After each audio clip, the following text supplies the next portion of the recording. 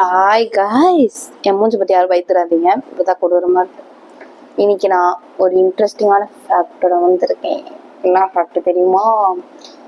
அப்போ வந்து பாய்ஸோட சட்டையெல்லாம் பாய்ஸோட சட்டை பட்டன் இருக்குல்ல, அதுக்கு ஆப்போசிட்டாக அப்படியே இப்போ வந்து என் சட்டையை உதாரணத்துக்கு எடுத்துக்கோங்க. இந்த பக்கம் எனக்கு பட்டன் இருக்குன்னா எங்கள் அப்பாவோட சட்டையோ இல்லை எங்கள் அண்ணனோட சட்டையில இந்த பக்கம் பட்டன் இருக்கும். அதாவது இப்படி இருக்க வேண்டியது இப்படி வரும்.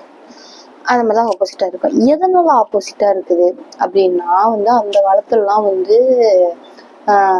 இந்த பெரிய பெரிய ராணிகள்லாம் இருப்பாங்கல்ல, அவங்கெல்லாம் வந்து சட்டை போடுறதுக்குன்னே ஒரு ஆள் வச்சுப்பாங்க. அவங்க தான் பெரிய ராணி ஆச்சுல, அதனால வந்து சட்டை போடுறதுக்குன்னே ஒரு ஆள் வச்சுருப்பாங்க. அவங்களுக்கு வந்து வாட்டமாக இருக்கணும். அதாவது இப்போ எனக்கு எதிர்க்க ஒருத்தவங்க நின்றுட்டு இப்படி போடுறதுக்கு கரெக்டாக இருக்கணும் வாட்டமாக. அதுக்காக வந்து ஆப்போசிட்டாக, அதாவது பாய்ஸ்னால் அவங்களே தான் சட்டை போட்டுப்பாங்க. ஆனால் வந்து கேர்ள்ஸ்க்கு வந்து ஒரு ஆள் சட்டை போட வரனால இந்த பக்கம் இப்படி நின்றுக்கிட்டு இப்படி கரெக்டாக இப்படி போடுற மாதிரி அவங்களுக்கு வாட்டம் வர மாதிரி இருக்கிறதுனால தான் இந்த பக்கம் பட்டன் வச்சுருக்காங்க. அது தேவையே இல்லாமல் இந்த காலம் வரைக்கும் தொடர்ந்து வந்துட்டு இருக்கு. அதனால தான் நீங்கள் கூட நல்லா கவனிச்சு பாருங்க, உங்களோட சட்டையோட பட்டன் இப்படி இருக்கும்.